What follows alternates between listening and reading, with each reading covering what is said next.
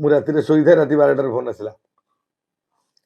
ସେତେବେଳେ ପୂର୍ବ ଦିନ ତାଙ୍କ ସ୍ୱାମୀ କିନ୍ତୁ ଚଢ଼ିନି ଆଙ୍କରିଂ କରିବା ପାଇଁ, ଯେହେତୁ ତା ପରଦିନ ଲାଷ୍ଟ ଦିନକୁ ସେ ଚଢ଼େଇ ଦେଲେନି, ମନା କଲେ ତମେ ଚଢ଼ିବନି।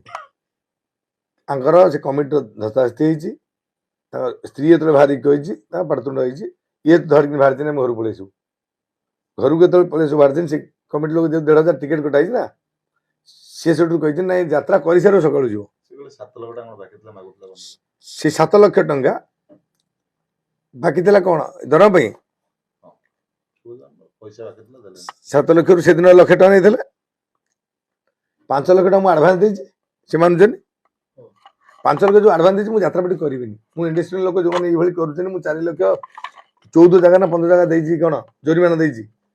ସ୍ୱାମୀ ଅଧିକ ସମୟ ଗପିବେ, ସେ ଝମିଲା କରିବେ ଆସିକି ଦେଇଛୁ। ଆମେ ରଖିବୁନୁ ଇଣ୍ଡଷ୍ଟ୍ରି ଯେତିକି ରହିଲେ, ଆମେ ନିଷ୍ପତ୍ତି ନେଲୁ 2ଟା ପାର୍ଟି କରିବି, 3ଟା କରିବି ନା କରିବି ନିଷ୍ପତ୍ତି କରିନି, କିନ୍ତୁ ଆଙ୍କୁ ରଖିବିନି। ଯାହାକୁ ରଖିବିନି ତାଙ୍କୁ ସବୁ ମନା କଲି ଯେ ଆପଣମାନେ ଅଲଗା ପାର୍ଟି ଦେଖନ୍ତୁ ମାସେ ଆଗରୁ। ସେ ବି ସବୁ ଯୋଉ ପାର୍ଟିକି ଯିଏ ଗଲେ, ସେ ପଇସା ମୁଁ ରିଟର୍ନ ବି କରିଦେଇଛନ୍ତି। କେହି ନେଇନାହାନ୍ତି, କିଏ ପଇସା ରିଟର୍ନ କରିଛନ୍ତି। ଆଉ ଗୋଟେ ପାର୍ଟିରୁ ବି ସେଭଳିଆ କରିଛି। ଯିଏ ଶୃଙ୍ଖଳିତ ଲୋକ ମୁଁ ବୁକିଂ ବି କରିଛି, ଭଲ ପାର୍ଟି ବି କରିଛି 4 ବର୍ଷ ପାଇଁ, ସେ ସବୁ ରହିବେ।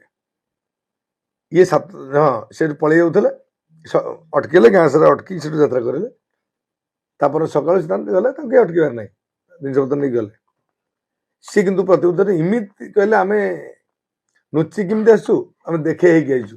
ଆଜି କହୁଥିଲେ, ସେଦିନ ତାଙ୍କ ବାଇଟ୍ ଥିଲା ଯେ ଆମେ କେମିତି ନାଚ ଭାଙ୍ଗି ଉଡେଇକି ଭୁବନେଶ୍ୱରରେ ପହଞ୍ଚୁ, ବାଟ ପାଇଲୁନୁ। ମାନେ ଏତେ ଡର ଭୟ ତାଙ୍କୁ ଥିଲା। କିନ୍ତୁ ଆଜି କଣ କହିଲେ, ଯେ ଗାଡି ଆଗ ପଥିଲା, ଆମେ ଆସିବୁ କୋଉଠି, ଆମେ ଆରାମସେ ନାଚ ସାରିକି ଆସିଲୁ। ସେଦିନ କଥା ଆଜି କଥା ଫରକ ରହିଲା।